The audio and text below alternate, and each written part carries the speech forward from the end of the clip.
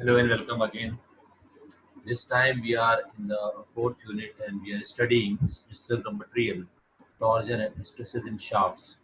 So these are basically a few last topics that are left with this structural material, and we'll be winding up soon in 6 to 7 lectures. So these are the last few lectures that you have to uh, listen in order to complete the syllabus of the structural material of MDU BTech Mechanical 4 So we'll be discussing about torsions and stresses in shafts. So before coming to that, we must know what is a shaft. Shaft is a circular or cylindrical section or element of the infrastructure that is used to carry, that is used to transfer or transform rotational loads or rotational power or translational power. Shafts are the elements, cylindrical elements that are used to transfer rotational power or motion to the other component. So, shaft is basically a long, straight, cylindrical shaped component that is used to transfer motion or load or rotational power from one end to the other end. So, shafts are basically subjected to these kind of four loads. One is called torsional, bending, axial, and combination of these three. Torsion means when one end of the shaft is propelled or rotated and the other end is not rotating, or it may be constrained. So there is a relative motion between first and second ends, one end and the other end. So in that case, both the ends will not rotate at the same speed, and this will create a torsion in the shaft, so that shaft will be subjected to a torsional load. So that means when the shaft is rotated at one end and it is not freely allowed to rotate at the second at the same speed on which the first end is rotating, then there is a difference between these two, and so there will be a torsion, and this is called torsional load. So we will study what torsional loads are developed in a shaft while rotating, while transferring power from one end to another end. Then it's coming to bending load. Bending load, then the shaft is horizontal and it is loaded vertically from top or bottom, so that the bending load is acting vertical to the vertical to the axis of shaft. This way it is known as bending. As we have earlier studied bending of beams, so it's similar like to beam. But beam is a beam is a static component, and beam does not rotate, and at the same time beam is not cylindrical portion. Beam is not cylindrical shape, whereas the shaft are of the cylindrical shape. Then third type of loading is axial loading, when, as we have in the struts in the shaft, with the where the strut is loaded from both the sides, it is compressive, but in this case it could be compressive or it could be inside, because the force is acting on the line of neutral axis, and it could be towards the shaft or outwards the shaft. So this is called axial loading. Now, a combination is made of all the three shafts when the shaft is subjected to torsional loading, bending loading, and axial loading. So it could be, once we study the combined loading of all the three types of loading, we will be able to define any combination of any two types of loading, because third type of loading will eliminate. So first we have to study different types of torsional loading, bending loading, axial loading, then combination of all the three. So only four types of loading we have to study, and we will be making a great combination. We will be making a combination of one, two, three, 4, 5, and 6. So this that way we will be able to define 6 combinations or single loads.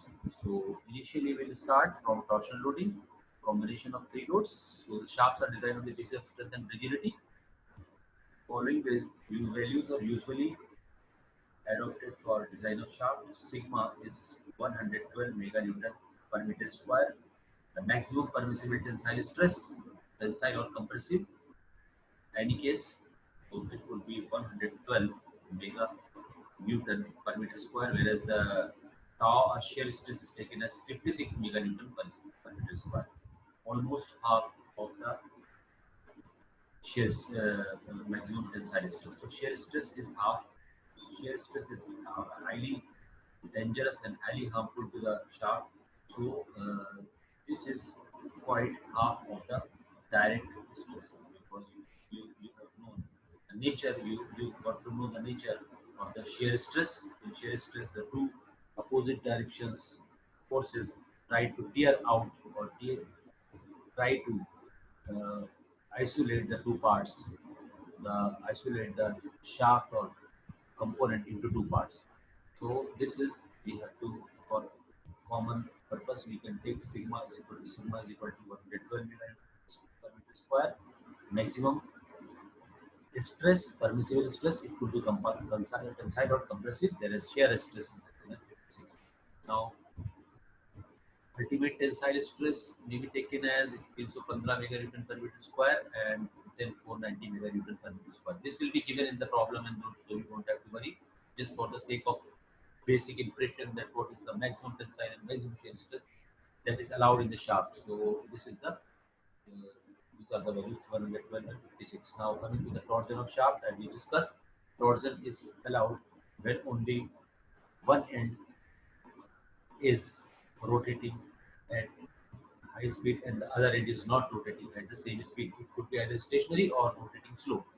So this has not been allowed or the power is given at one end and other end is free.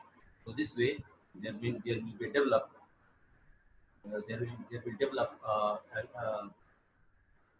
torsion on the basis of different rotation of the ends. So this is called torsion. So transmit energy by rotation. It is necessary to apply a turning force. So one example I wanted to discuss with you.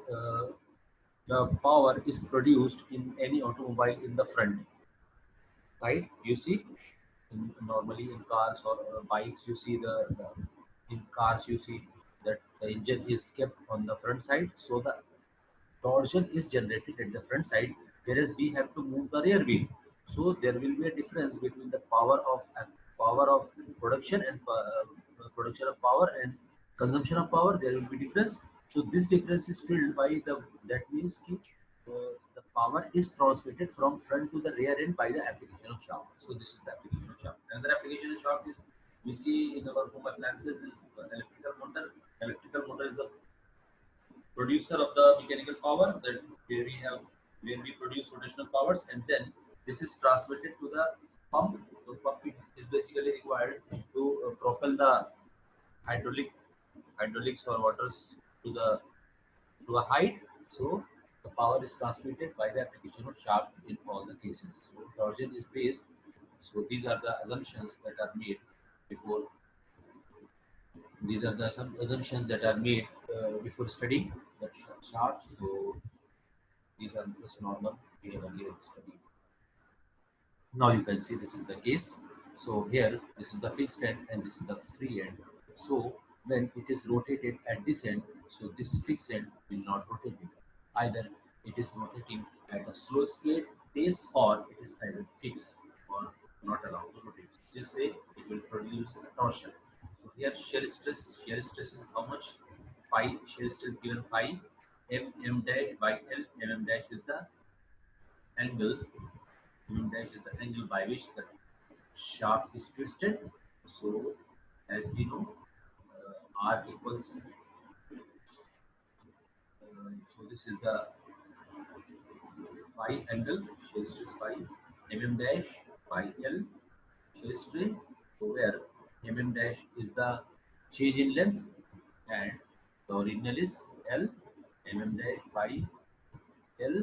So also we know shear strain is equal to shear stress upon modulus of rigidity C. So these we can equate mm dash by L equals tau by C. So this way we got mm dash is equal to R into theta. R equals angle upon radius. So this is the R radius into angle. R being radius of the shaft. Another value we can find by this formula. Another we will get two values. One by the distortion or by the shear basic definition of shear strain. Another by the geometrical definition where we put r equals radius into angle or angle equals r upon radius. So this way we find r, this is r. So this way we will substituting the value mm dash r theta by L equals shear stress tau by c. So we see tau by r equals c theta by L. Now we have got consider an elementary ring of the thickness dx at the radius x and let the shear is b tau x. The turning force on elementary ring tau x 2 pi x dx. Turning moment due to turning force dt equals tau x 2x. Substituting these values we will be finding, and we will be taking one strip that is at a distance of x as we are have been earlier. It has been a common practice during all the derivations in the material that we have taken a single strip and subjected to any types of loading. So we have studied the strip and then this has increased, this has expanded from 0 to extreme. So this way we have again turning force in the elementary ring we have calculated. So now this is tau x 2 pi x dx. 2 pi x is the periphery and then x is the x from at a distance of x from the origin or from the 0 0 center point. So dx is the width of the strip. So this way we have turning force, shear stress multiplied by 2 pi x. This is periphery or circumference 2 pi x into dx. So turning moment due to the static force. Now we have got to moment. Moment we also know force multiplied by the particular distance. This is now x 2 pi x dx multiplied by x because we are taking moment about this point. Turning moment. Then we integrate from here to here. So now we got to dt. Integral dt. So 0 to r. This is maximum r. So integrated. This value will be getting tau equals, you can see here we have integrated x raised power 3 to x power 4 by 4 on integration x cube becomes x raised power 4 divided by 4 on integration. Value of x changing from 0 to r. So this will be its value. And now comes this is what the final value pi tau pi 16 d cube strength of solid shaft. So T is the torsion or the turning moment. So now this gives us the final derivation. So we will be applying this formula T equals tau pi by 16 d cube. So this will give us the final results. And now substituting uh, again, we will be finding an equation called torsion equation in terms of polar moment of inertia.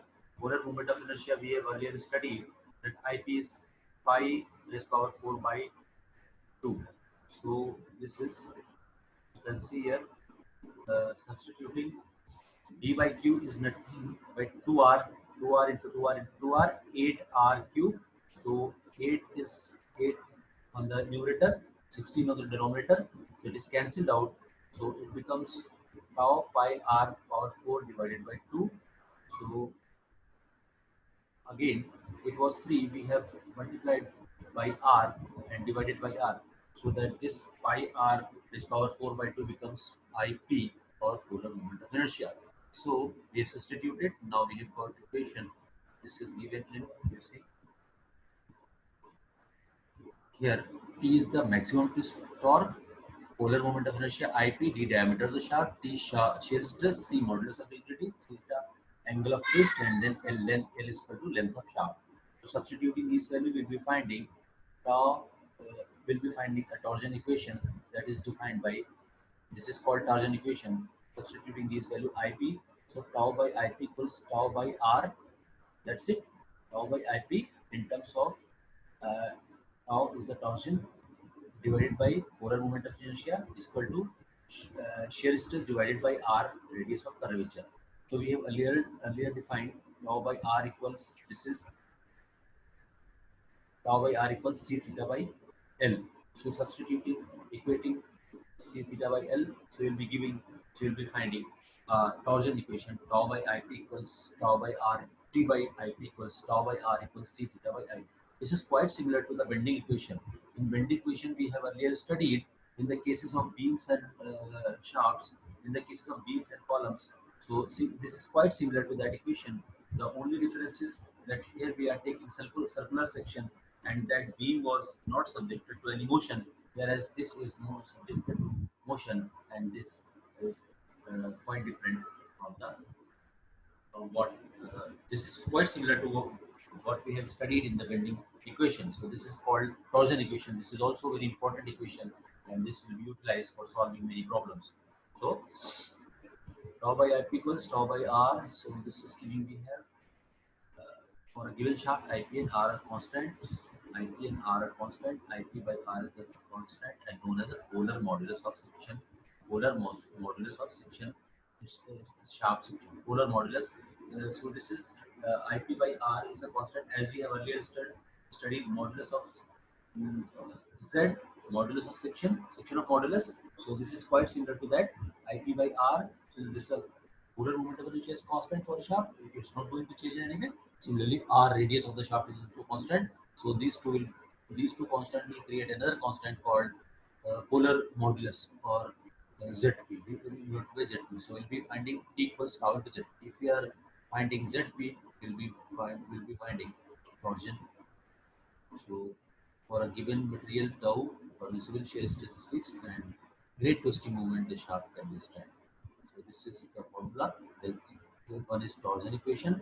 Tau by IP equals T by IP equals tau by R is equal to C theta by L. Another is tau equals T into ZP, where ZP is the polar modulus and represented by IP by R. These two will be applying for solving different types of problems. Now this is the shaft, organ of circular shaft and non-circular shaft. This is, we will see motor generation set.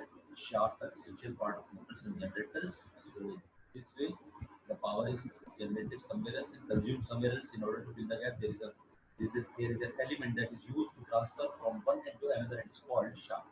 In hollow circular shaft, what are these? These are quite similar to solid circular shaft, except that these are hollow from inside.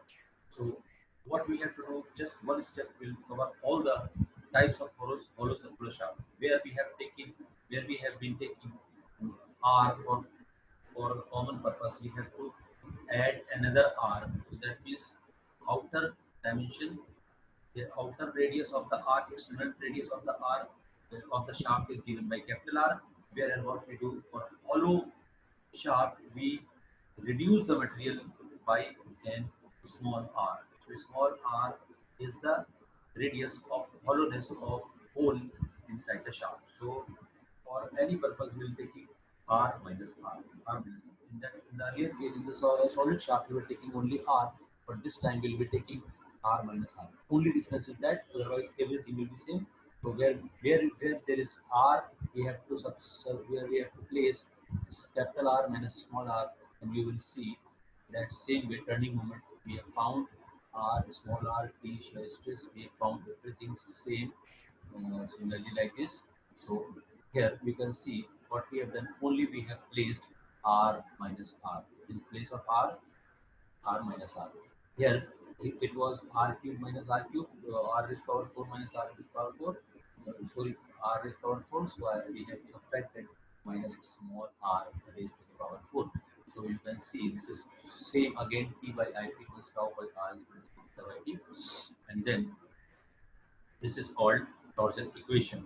The strength of hollow shaft, the strength of hollow shaft is changed, and now it's d raised power 4 minus d raised power small d raised power 4.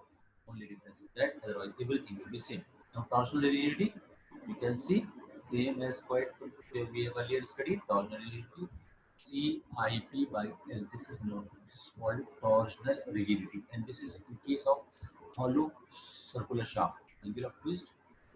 So this is E by K, and represented by T by theta is ratio, and K is the torsional rigidity.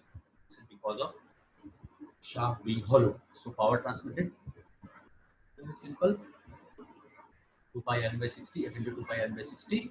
So why this is, why this, because we have 2 pi r is the circumference, n is the rpm, divided by 60 in order to convert revolution per minute into revolution per second. So divided by 60. So this is distance moved by per distance moved per second. So work supplied f into pi r by 60. Then power is f equals to pi r by 60. Substituting this value, now we get, this was Newton meter per second or watts. Now dividing it by 1000, we will be finding, dividing it by 1000 will be giving us kilowatts. So divided by 1000, and then you see 2 pi n is there, and r, f into r is torsion. We have again studied f into r. T in place of f into r, so t into 2 pi n by 60. So 2 pi n t by 60,000. This will be kilowatts, and was supplied to the shaft. So this is the mean voltage torque in Newton meter, importance of angle of twist and various stresses. So this will basically develop a stress in shaft, and what kind of shaft is just we have to study. This is, we have earlier studied modulus of rupture corresponding to modulus of rupture in bending may be defined as the maximum frictious shear stress calculated by torsion formula by using the experimentally found maximum torque. So what we can say, that mathematically tau shear stress tau is equal to T into R by I. T. T is the ultimate torque, R is the outer radius, external radius, where IP is the polar moment of inertia. So modulus of rupture, this is known as modulus of rupture in torsion, also called ultimate twisting strength. That means this is the maximum shear strength, this is the highest shear strength that can be developed in a shaft. In a shaft, it could be solid or it could be hollow. So this is the ultimate shear stress, ultimate maximum shear stress beyond which this, the shaft will fail. So this is found by Tu into R divided by IP. Tu is the ultimate torque and R is the radius, where IP is the polar moment of inertia. So we can calculate modulus of rupture or strength of the shaft. This is maximum torque or maximum strength that can be tried, that can be transferred by a shaft in safe condition. Otherwise, overloading will fail this shaft. So this is the problem. So we have to calculate. Now this is just an example. So take 4 or 5 examples from your book. This is, I am giving just solving this problem.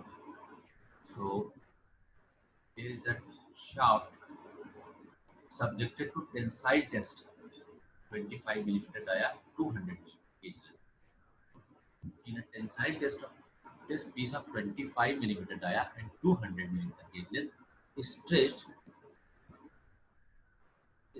by 0.975 mm under a pull of 50 kilonewton. This case is basically from the ultimate tensile machine, ultimate universal testing machine. So there is a test piece of 25 millimeter diameter and 200 gauge length. It has, gauge length means the clear length that has been, because when we are putting a specimen in the gauge of which we have to find ultimate tensile strength and other parameters, certain uh, length of the specimen is hold on both the side of the jaw, So that is not taking only clear length between only clear length that is subjective, because that is not subjective to tensile strength. The folded part of the job is not considered, because that is not subjected to tensile stress. That is subjected to compressive stress, because that has been clawed, that has been that has been clamped by the claw from both upper and lower vices. So only clear length 200 length is taken as gauge length, and 25 diameter of the job. And it when an axial load is applied, so in that way it expands 0.0975 millimeter, 0.0975 millimeter. It expands under a pull of 550 kilonewton. But 50 kilonewton is pull force applied. In a torsion test, the same rod twisted 0.025 radian length of 200 when a torque of 0.4 kilonewton meter was applied.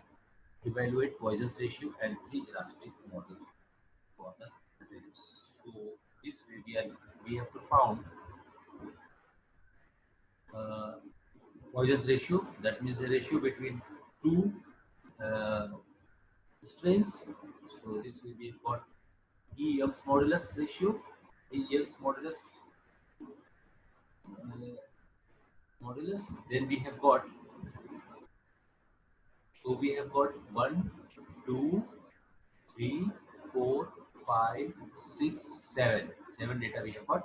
Now what are the 7 data? First is tensile, length of tensile test piece 35 millimeter, then diameter 200, gauge length 200 millimeter, diameter 25 millimeter, delta L is 0.0975 millimeter, load tensile load 50 kilonewton, then a torque is applied 0.04 kilonewton meter. So now substituting these values will be finding. First we have to find delta L by the basic definition of the delta L, that says stress upon strain is equal to E. So substituting the stress and strain value, E by L into delta L by L. So they will be finding delta L is equal to WL by A. So delta is the change in length. We got to know 0.0975 delta L. It has been converted by multiplying minus 10 power minus 3 into meter. So W, multiplied 50 kilonewton, 50 into 10 power 3. Length is 200, that is 0.2 meter. Then AE, A is the cross sectional area, so we have to find cross sectional area is we'll be finding pi by r square, pi by 4 into d square. So pi r square or pi by 4 d square. So substituting the value 10 power 91 into 10 power minus 4. So substituting all these values, we'll be finding E, because E is the only component that is not found. So this we will finding E. Once we find E, we will be finding it has come 200 giganewton per meter square.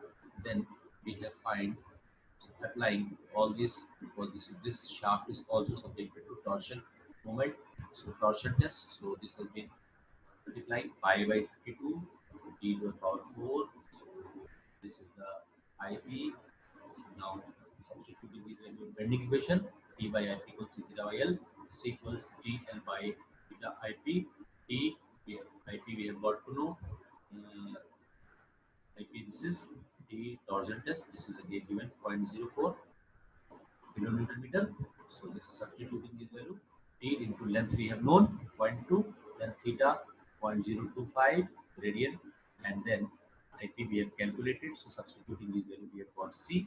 So we have now got E, the Young's modulus of elasticity, then modulus of rigidity, and this way we will be finding Poisson's ratio sequence B by twice m plus 1. Substituting this value will be then finding 1 by m, and this is Poisson's ratio is 0.246. Bulk modulus is also K, can be calculated on the basis of m. We found m. So there is a relationship between Poisson's ratio and bulk modulus, that is K equals me by 3 m minus 1. Substituting this value, we will be finding K equals 136.4 G giganewton per meter square. I hope it's clear now. If still it's not clear, you may get in touch with me at my phone number 9069360400. So for the time being, I'm signing off. Okay, bye.